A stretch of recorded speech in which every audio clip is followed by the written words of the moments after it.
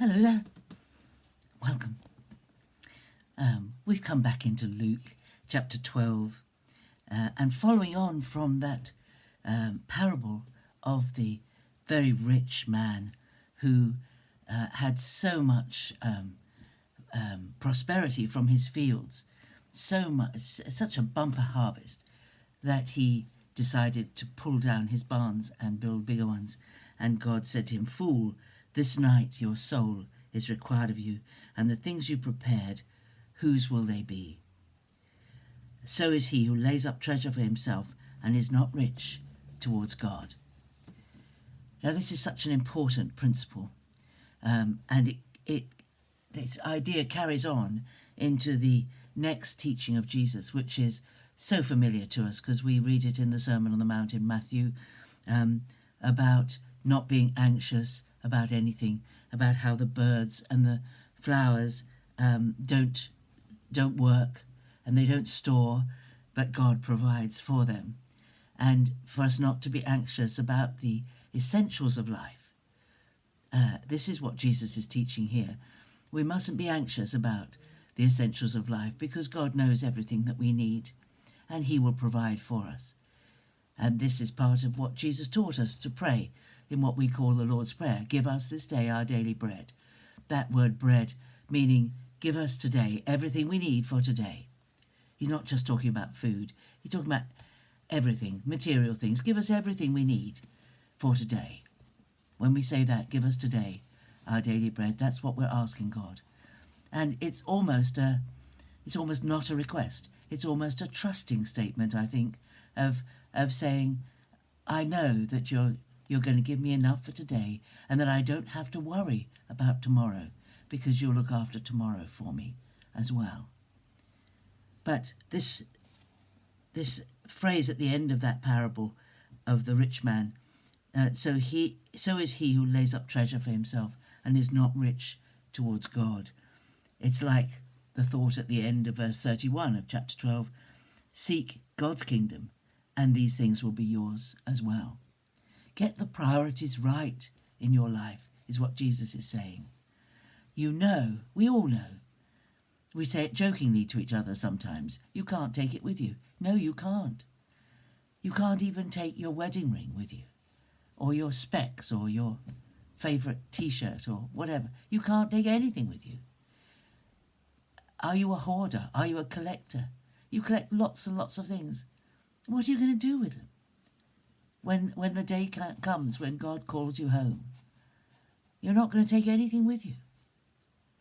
Some of us are so attached to the material things of life that we don't spend nearly enough time laying up treasure towards God, being rich towards God. We lay up treasure for ourselves.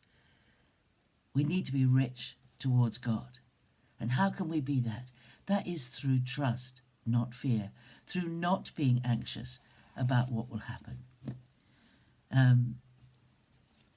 In my own thinking, if it were not required of us, when we take out a mortgage, for example, if we take out a mortgage to buy a house, it's required that we insure the house so that it can be rebuilt. And we do insure the contents of the house. If it was my choice alone, I would not do that. Why? Because if everything was lost in the house, God would give us what we needed. We wouldn't need to worry about it. That's how lightly I hold, and yet some things in this house are very precious to me.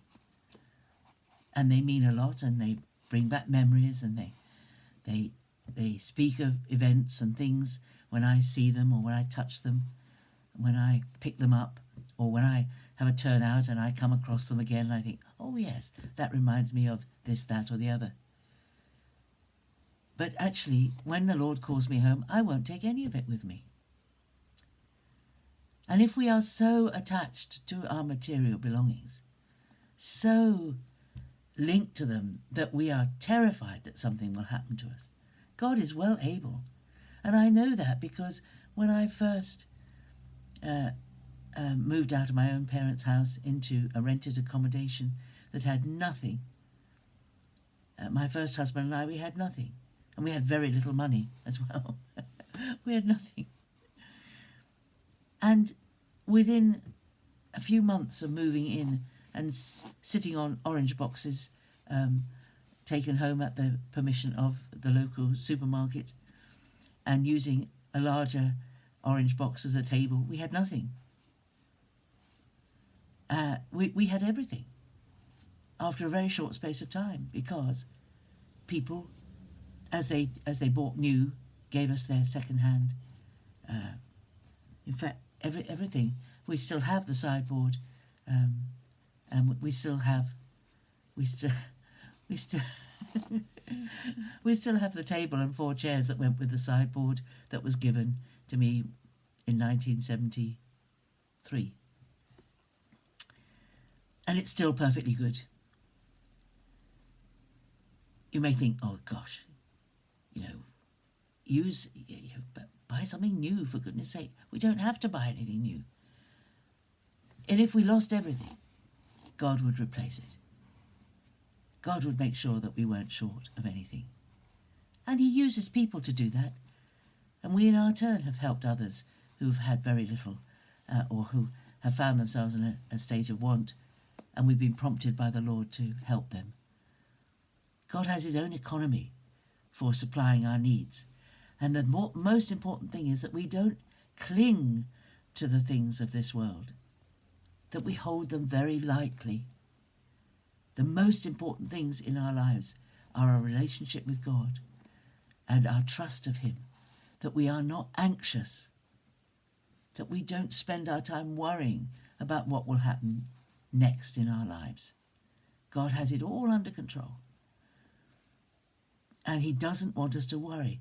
He is our Father who knows everything we need and will supply everything we need. You have to get it fixed in your head and in your mind that God will supply. We put him first, and he will always come up with what we need. It's an absolute fact. And we can live our lives based on it and not be worried and anxious about every last thing in our lives. I don't know how he does it. Sometimes it's miraculous. But he wants us to be prepared, to be rich towards him, be prepared for eternity. He has a different agenda to ours, and we need to tune into that. That's enough. That's my thought for the day. I've probably said things I shouldn't have said and said too much, but there we are.